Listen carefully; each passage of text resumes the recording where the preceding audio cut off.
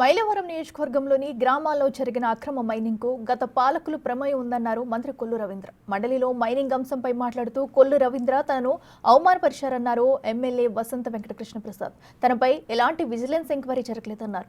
ఈ అంశంపై క్లారిటీ ఇచ్చిన కొల్లు రవీంద్ర మండలిలో ఎవరి పేర్లు ప్రస్తావించలేదని క్లారిటీ ఇచ్చారు.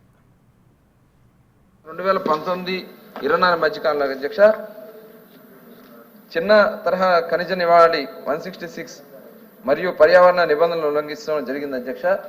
దానివల్ల మేము కొన్ని ప్రాంతాల్లో విజిలెన్స్ ఎంక్వైరీ కూడా పెట్టడం జరిగింది అధ్యక్ష. కొత్తూరు, తాడేపల్లి, వేమవరం, పోలవరం కెనాల్, వెలగలేరు, జీకొండూరు మండలం అక్కడ గతంలో అక్కడ శాసనసభ్యుడిగా చేసినటువంటి వ్యక్తి విపరీతంగా దోపిడీ చేయడం, దాని మీద ఆల్రెడీ విచారణ చేస్తున్నాం. 175 మందిని దోషులుగా కూడా తేల్చడం జరిగింది అధ్యక్ష. మొత్తం 16,20,000 క్యూబిక్ మీటర్ల గ్రావెల్ అక్రమంగా తరలించి దాని మీద వీళ్ళందరూ కూడా 90.38 కోట్లు వాళ్ళు వసూలు చేసుకోవడం జరిగింది అధ్యక్ష. ఇవన్నీ కూడా విచారణ చేస్తా ఉన్నాం. మైనింగ్ మినిస్టర్ గారు కొల్లు రవీంద్ర గారు అక్కడ ఒక సమాచారం చెప్పారు అధ్యక్ష. అది నా హక్కులకు భంగంగా, అలాగే నా పొరుగుకు భంగంగానే భావిస్తా ఉన్నాను. దాని మీద వివరణ కావాలని చెప్పి ఈ సభలో అడుగుతా ఉన్నాను అధ్యక్ష. మైలవరం నియోజకవర్గ పరిధిలో ఉన్నటువంటి వెలగలేరు, కొత్తూరు, తాడేపల్లి, వేమవరం తదితర గ్రామాల్లో మైనింగ్ జరిగిన దాంట్లో గత శాసనసభ్యుడి ప్రమేయం ఉందని చెప్పి మంత్రి గారు ఒక సభ్యుడి ప్రశ్నకు సమాధానంగా చెప్పారు. నాకు ఏ రకమైనటువంటి ప్రమేయం లేదు. నా మీద ఏ రకమైనటువంటి ఎంక్వైరీలు జరగలేదు. ఏ విజిలెన్స్ ఎంక్వైరీలు కూడా నా పేరు రాలేదు. కానీ మంత్రి గారు అక్కడ విజిలెన్స్ ఎంక్వైరీ చేశామని చెప్పి చెప్పడం జరిగింది. మంత్రి గారికి అధికారులు తప్పుడు సమాచారం ఇచ్చారా, లేకపోతే మంత్రి గారు పొరపాటు పడి ఆ మాట మాట్లాడారా, ఏం జరిగిందో వివరణ ఇవ్వాలి.